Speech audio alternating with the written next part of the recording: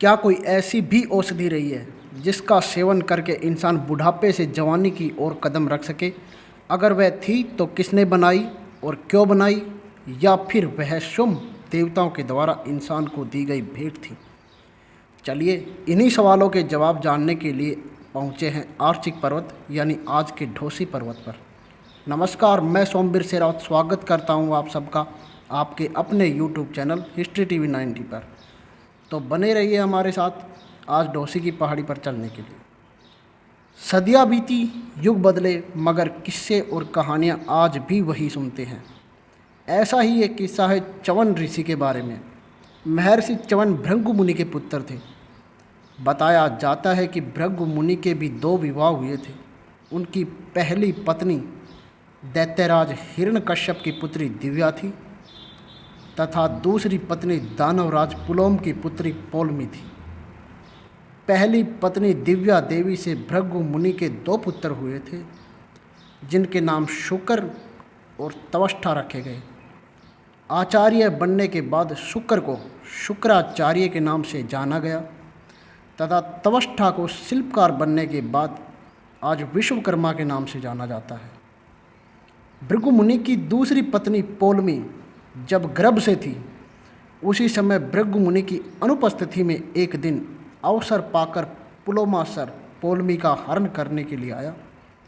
तब इन दोनों के संघर्ष के कारण पौलमी का गर्भपात हो गया। उस बच्चे के तेज के कारण पुलोमसर का वहीं अंत हो गया। बच्चा गिरने के कारण उस बच्चे का नाम च्यवन पड़ा। जन्म से ही च्यवन विद्वान और ज्ञानी थे। वो एक महान ऋषि थे। बताया जाता है कि इनका प्रथम विवाह आरुषि से हुआ था, जिससे इन्हें औरव नाम के पुत्र की प्राप्ति हुई। च्यवन बड़े तपस्वी ऋषि थे। एक बार जब वो तप करने बैठे, तब तप करते करते हजारों वर्ष व्यतीत हो गए। उन्होंने लगभग 7000 वर्षों तक तपस्या की, यहाँ तक कि उनके शरीर में दीमक और मिट्टी चढ़ गई। चींटियों ने उनकी देह पर अपना घर बना लिया। लता पत्तों ने उनके शरीर को ढक लिया।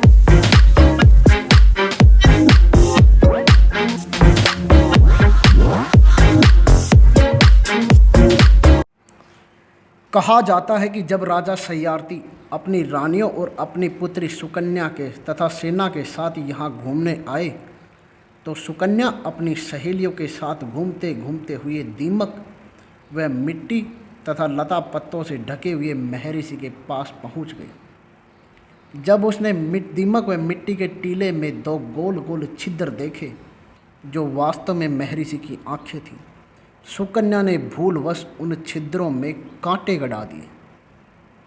कांटों के गड़ते ही उन छिद्रों से रक्त बहने लगा, जिसे देखकर सुकन्या डर गई और वहाँ से चली गई। आँखों में कांटे गड़ जाने के कारण च्यवन ऋषि अंधे हो गए। अपने अंधे हो जाने पर उन्हें बड़ा क्रोध आया।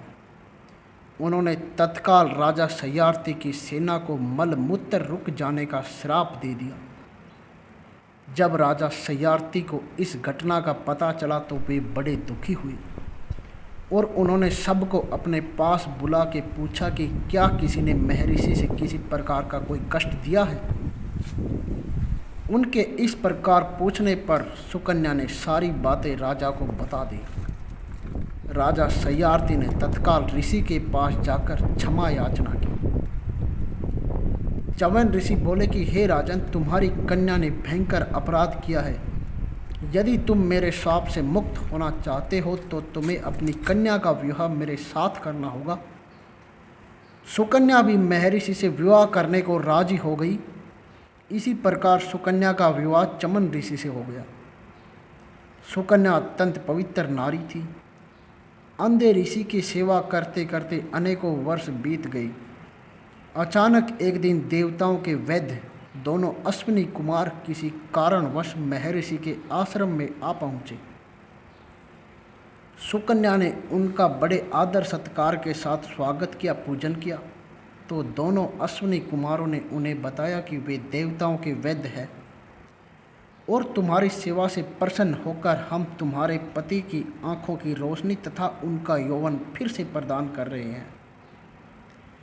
तुम अपने पति को हमारे साथ पानी के कुंड तक जाने के लिए कहो। जब ऋषि को साथ लेकर दोनों अश्विनी कुमारों ने पानी के कुंड में डुबकी लगाई, डुबकी लगाकर निकलते ही चवन ऋषि की आंखें ठीक हो गई और वे उनके जैसे ही रंग रूप और युवा बन गए। तब उन्होंने सुकन्या से कहा कि देवी, तुम अपने पति को पहचान कर अपने पति को आश्रम ले जाओ। सुकन्या ने तेज बुद्धि और पवित्रता धर्म से महर्षि को पहचान लिया और उन्हें अपने साथ आश्रम ले आई। महर्षि ने भी अश्विनी कुमारों से वादा किया कि वे सोम रस पान का अधिकार देवताओं से उन्हें दिलाकर रहेंगे। इस पर अश्विनी कुमार प्रसन्न हुए और उन्हें आशीर्वाद देकर वहां से चले गए।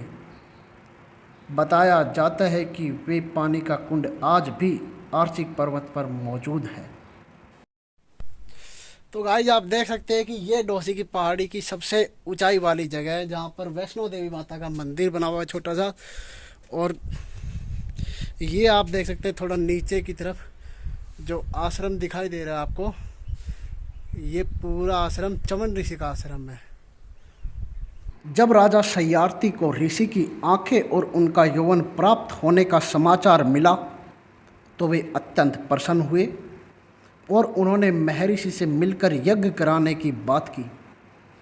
चवन ऋषि ने उन्हें यज्ञ की दीक्षा दी। उस यज्ञ में अश्विनी कुमारों को भी आमंत्रित किया गया। तो देवराज इंद्र ने आपत्ति जताई कि अश्विनी कुमार देवताओं के वैद्य हैं, उन्हें यज्ञ में भाग लेने का अधिकार नहीं है। किंतु महर्षि चवन ने इंद्र की बातों को अनसुना कर दिया और अश्विनी कुमारों को सोमरस प्रदान करने लगे। इससे क्रोधित होकर इंद्र ने उन पर वज्र का प्रहार कर दिया। लेकिन ऋषि ने अपनी तपोबल की शक्ति से वज्र को बीच में ही रोककर एक भयानक राक्षस उत्पन्न कर दिया। वह राक्षस इंद्र को निगलने के लिए दौड़ पड़ा। इससे भयभीत हुए इंद्र ने अश्विनी कुमारों को यज्ञ में भाग देना स्वीकार कर लिया। अंततः महर्षि ने उस राक्षस को भस्म करके इंद्र को उसके कष्ट से मुक्ति दी। युवा अवस्था प्राप्त कर महर्षि चवन ने उस क्षेत्र को अपने तप के बल से दिव्य क्षेत्र बना दिया। यहीं पर महर्षि ने जड़ी बूटियों से सदैव शरीर में स्फूर्ति बनाए रखने की और रोग मुक्त रखने तथा लंबी उम्र तक जीवित रखने वाली एक खास किस्म की औषधि तैयार की। चवन ऋषि ने इसे तैयार किया, इस वजह से इसे आज हम च्यवनप्राश के नाम से जानते हैं। महाभारत के अनुसार इस पहाड़ी की उत्पत्ति त्रेता युग में हुई थी। लगभग 5000 वर्ष पूर्व पांडव भी अपने अज्ञातवास के दौरान यहाँ आए थे। भूगर्भ शास्त्रियों के अनुसार ये एक ज्वालामुखी पर्वत है जिसमें आज तक कोई विस्फोट नहीं हुआ। चवन ऋषि की ख्याति आयुर्वेदाचार्य और ज्योतिषाचार्य के रूप में है। उन्होंने चवन समृति और जीवन दान तंत्र जैसे ग्रंथों की रचना की। अगर आपको हमारी वीडियो अच्छी लगी हो तो लाइक और कमेंट करें और हमारे चैनल को सब्सक्राइब करना ना भूलें। फिर मिलेंगे ऐसी नई कहानी के साथ। तब तक के लिए जय हिंद, जय भारत।